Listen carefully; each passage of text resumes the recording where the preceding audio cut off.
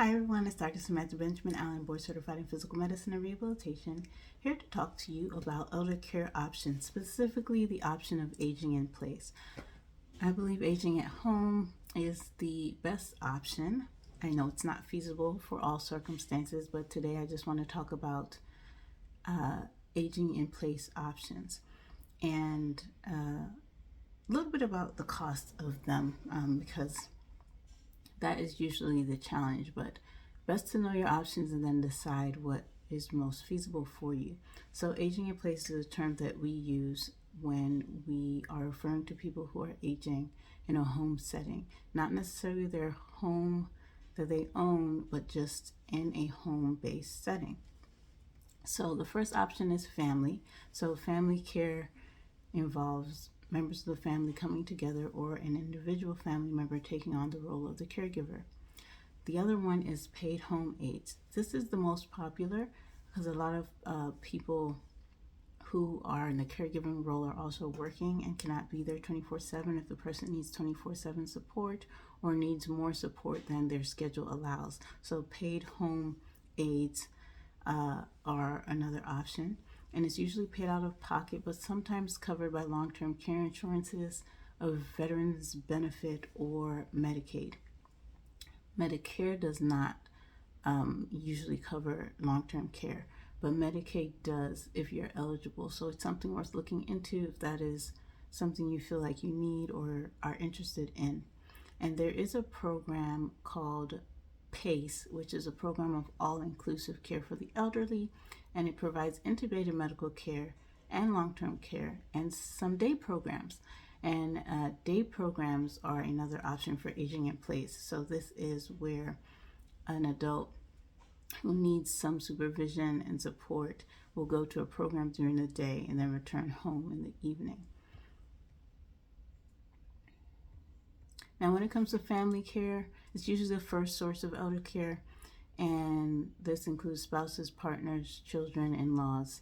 But realize that this can be exhausting if you don't have enough support, so it's important to consider the respite that you need or the help you need when you do need a break and how you're going to facilitate that.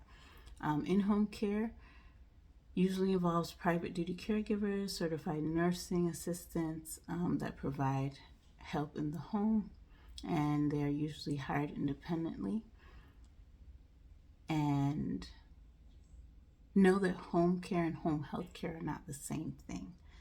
Home health care is a medical benefit covered by Medicare and usually only covers 2 to 3 days a week of skilled nursing, PT/OT, which stands for physical or occupational therapy or speech therapy services, that only lasts for a few weeks. It's not indefinite. So just be aware of that. And then there are adult care programs that are for people specifically with cognitive or physical limitations, and they support adults who have mobility limitation or need medications administered.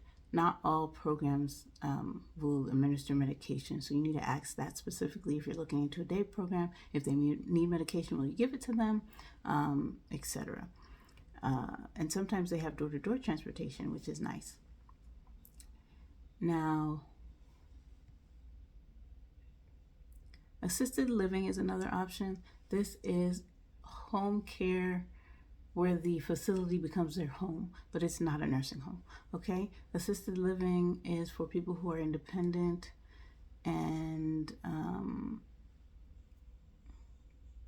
let me take that back. Assisted living is for people who are modified independent. So they'll provide their meals and some support like maybe medication management. And they're often in a small apartment with a kitchenette, so they can prepare their own meals, but like the major meals are provided by the facility, and there's programming and social interaction on all of that. Kind of like a all-inclusive resort. So you're functioning and you're enjoying the amenities, but someone's doing it for you. And then there are memory care units that are specifically for those with Alzheimer's and other forms of dementia, and board and care homes, where they're usually in residential neighborhoods and equipped to care for a smaller group of older adults. And there are states who, I don't want to say sponsor, but there are states regulate these homes. So they're usually licensed, and that's something you can look into. Then there are retirement communities, which are usually 55 plus communities for able-bodied individuals who are completely independent and just want to be in a community that's supportive, that they can maintain their sense of well-being through social interactions and people who they can relate to from the same age group. And there's programming there as well. So cost for assisted living and memory care is $3,000 to over $10,000 a month. Cost of board and care homes can be $3,000 to $5,000 a month, and it's really expensive. The most cost-effective is aging in place at home, and maybe hiring caregivers or a direct specialty physician, which is what I do, physical medicine and rehab specialist, who will come to the home and work with the team to develop a treatment plan to help you along your journey. But I just wanted you guys to know what your options were in case you were wondering. And I want to give a shout out to Dr. Leslie Kernisan, who inspired this post, because she has shared a lot of these resources. So I want to give credit to her because this was really helpful, and I thought it was worth sharing with my audience as well. So you can subscribe to my email list for a more detailed list of all of this, because it's really exhaustive to put in a video, and I'll leave that in the comments. But if you are a person who's severely debilitated or a caregiver to someone who is and knows they have the potential to achieve increased mobility, independence, function, and quality of life, I invite you to join me by booking an appointment at freedomwellnessphysiatry.com, where a physician will come directly to your home and help you in your journey to wellness. And I'll see you next time. Bye-bye.